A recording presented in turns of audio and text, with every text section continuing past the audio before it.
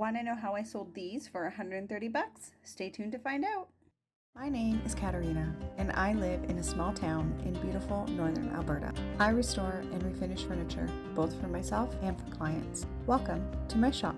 Hey everybody, welcome back to my channel. If you're new to my channel, my name's Katarina, and I restore and refinish furniture up in beautiful northern Alberta.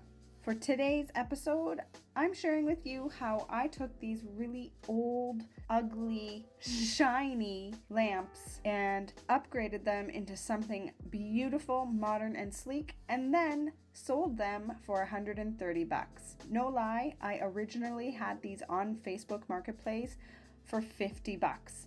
50 bucks, that was it. And nobody wanted them. I kept dropping the price.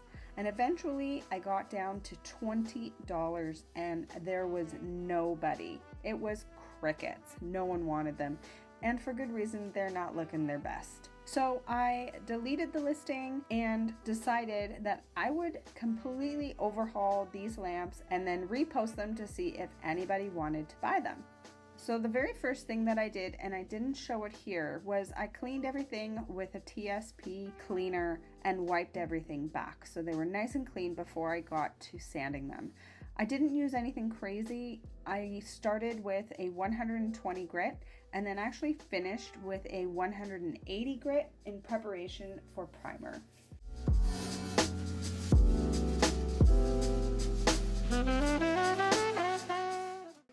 I really enjoy using KILZ Restoration Interior Primer. Not only does it do a fantastic job at blocking stains, smells, odors, smoke odors especially, but it gives me a fairly good amount of coverage with one coat. I will be doing 2 coats with this piece just simply because I really want this to adhere and to last for a really long time. This will dry in about an hour and I can come back, do a light sanding with a Scotch pad. Just a fine Scotch pad, just to get rid of any of those little nibs that get stuck on, hairs, things like that. I will finish with my Beautitone matte black. So that's the next step. Aerosols are perfect for these types of quick, easy projects. They dry really quickly, they set up really nicely, and you can get a project done in a weekend, just like this. And then ultimately, if you decide to sell it, you can also make profit in a weekend as well. A total win-win situation. Thanks guys so much for watching. This one is short and sweet and I hope you enjoyed it, and I hope it gave you a couple of ideas for your next DIY project.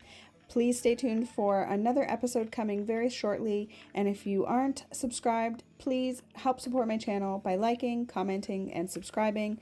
And don't forget to hit that notification bell. It actually makes a big difference. Here's the before and check out the after. Thanks guys, and see you on the next one.